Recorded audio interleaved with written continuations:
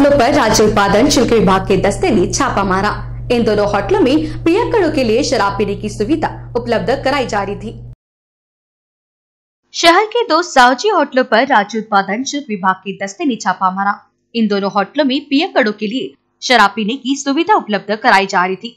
विभाग के दस्ते ने दोनों होटलों से 13 शराबियों के खिलाफ कार्रवाई की। सूत्रों के अनुसार यह कार्रवाई पराते सावजी व मराठा सावजी वाठोड़ा रिंग रोड अनमोल नगर में की गई। इस मामले में होटल मालिकों व 13 शराबियों पर महाराष्ट्र शराबबंदी कानून के अंतर्गत कार्रवाई करते हुए 4,850 रूपए का माल जब्त किया गया।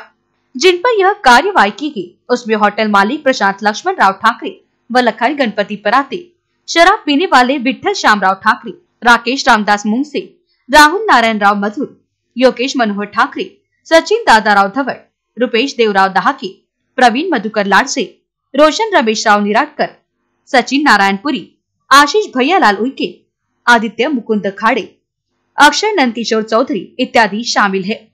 अधीक्षक स्वाति काकड़े के आदेश के अनुसार निरीक्षक सुभाष हनवते के मार्गदर्शन में पुलिस विभाग के सहयोग से उक्त कार्यवाही की गई।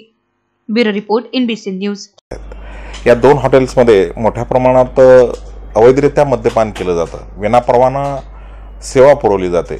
म्हणजे जिथं या नागपूर हद्दीमध्ये 6.5-7 लाख रुपये फी भरून व्यवसाय करणारे लोक आहे, हे लोक 10 रुपये सुद्धा गव्हर्नमेंटची फी न भरता विनापरवाना लोकांना सेवा प्रोव्हाइड करतं। जे दारू पितात त्यांना सगळ्या सेवा देतं, अशा स्वरूपाचं काम तिथं चालतं। अशा पद्धतीची खबर मिळाली होती। त्या अनुषंगानं पराते सावजी आणि मराठा सावजी या दोन्ही हॉटेलवर छापे टाकले। त्यावेळेला पराते सावजीचे मालक आणि मराठा सावजीचे मालक ह्या दोघांनाही ताब्यात घेण्यात आले। याबरोबर तिथं मद्यपान करणारे मद्यधुंद असलेले साधारण 13 लोकांना अटक केलेली आहे। या 13 लोकांची मेडिकल तपासणी मेयो हॉस्पिटलमध्ये केली असता ते सगळे लोक पिलेले आहेत हे सिद्ध झालेलं आहे। यांचे दोषारोपपत्र 1-2 दिवसामध्ये आम्ही हजर करतोय।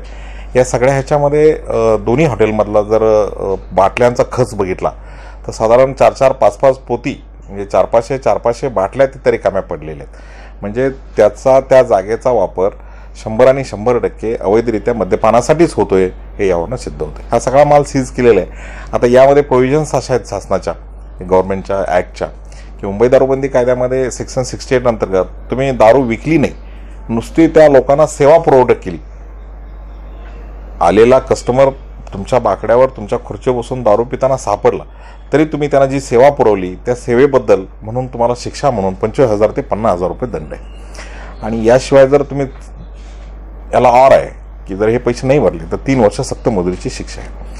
याबरोबर जे लोक इनलिगल ठिकाणी सार्वजनिक ठिकाणी मद्यपान करायला बसतात, मद्यधुंद होतात, त्यांच्यासाठी सुद्धा सेक्शन 84 अंतर्गत त्यांना 5,000 रुपये दंडाची शिक्षा आहे। गेल्या 2.5-3 महिन्यामध्ये साधारणपणे 50 ठिकाणी अशा स्वरूपाच्या केसेस झालेले आहेत आणि त्यातल्या 45 लोकांना शिक्षा झालेली आहेत। गेल्या कालच्या कार्यवाहीमध्ये साधारण 15 आरोपी अटक करण्यात आले। त्यातले 2 मालक आहेत, 13 मद्यपी आहेत आणि सर्वसाधारण माल त्यांच्याकडे मिळालेला आहे तो 9,000 रुपयाचा माल मिळालेला आहे। Swati Kakade madam, superintendent of excise Nagpur यांनी आणि वर्मा मॅडम DDC यांनी मीटिंगमध्ये सक्त सूचना दिलेल्या आहेत। पूर्ण जिल्ह्यामध्ये 6 डिव्हिजनमध्ये 6चे इन्स्पेक्टर, 12 सब इन्स्पेक्टर, 2 भरारी पथकं, हे सगळ्यांना अशा स्वरूपाच्या सूचना आहेत की लायसनमध्ये जी दारू मिळते त्याच्यावर निदान कंट्रोल आहे की 6 महिन्यातनं, वर्षातनं किंवा महिन्यातनं, 2 महिन्यातनं त्याचं इन्स्पेक्शन केलं जातं, ती कुठनं आली, काय आली हे चेक केलं जातं। पण धाब्यावर अशा स्वरूपाचे जे पिलं जाते दारू, ही कशा स्वरूपाची दारू आहे, कुठली दारू पिली जाते ह्याच्यावर नियंत्रण कुठल्या स्वरूपाचं नाही आहे। त्यामुळे कुठल्याही परिस्थितीमध्ये